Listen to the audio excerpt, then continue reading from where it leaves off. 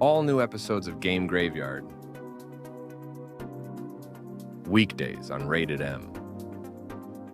The Battle Royale craze has led to some obscure games being released in an effort to become the next big thing. Whether it's entirely new games like Hyperscape or existing franchises trying to get in on the gold rush like Black Ops 4 did, a lot of questionable Battle Royales have cropped up over the years. One of the more weird ones was Rumbleverse, a 40-player wrestling-themed Battle Royale that opted for melee combat over ranged weaponry. There were no guns, just your punches and kicks, and while it sounded like a unique idea on paper, the game failed to cultivate any sort of large-scale success. Rumbleverse launched and shut down its servers within a measly 6 months.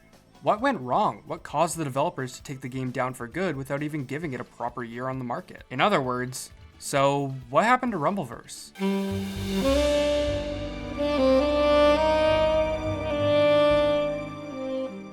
First, let's discuss what Rumbleverse was. As mentioned, Rumbleverse was a 40-player battle royale that opted for melee combat over the traditional ranged weapons seen in so many other battle royales. This change pushed players to think differently about how they approached their interactions with other players, as they couldn't pick them off from a distance. Players would launch into the map and find items such as road signs and chairs to use against their opponents. Players could also find skills they could equip to unlock new moves. The game was free to play and was supported by its Battle Pass system, alongside the funding provided by none other than Epic Games. This was around the time they were buying out Rocket League and Fall Guys and likely wanted to have another fun and unconventional game in their catalog. Rumbleverse sported a colorful, vibrant look with an over-the-top cartoonish style. The game honestly looks really unique and fits the gameplay perfectly. Rumbleverse was initially announced in 2021 and would release in the summer of 2022. The game didn't really have a big marketing campaign, but for some reason it attracted the attention of a handful of streamers. It had a lot of potential for funny clips. However, the public thought of it a lot differently.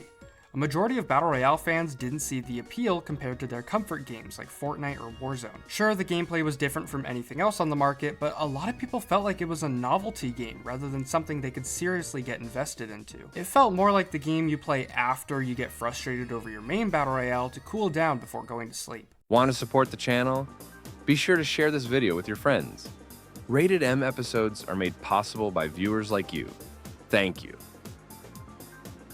Of course, like with anything, there was a cult following who were seriously interested in the gameplay. Unfortunately, the voices of the die-hard fans weren't loud enough to convince the developers that the game was doing well. The game failed to garner enough attention from the larger gaming sphere. They were keeping the servers up for a small community. The lack of a large player base also meant less monetary traffic.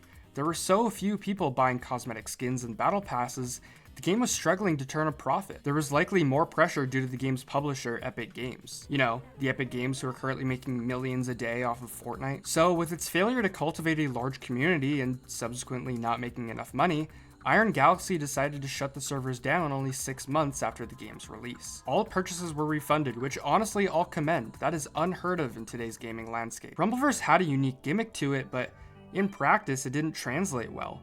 The game was just not as enticing as other battle royales. Again, while it did create a cult following like any obscure game does, the larger crowd of the gaming community never took the game seriously and ultimately never gave it a good chance.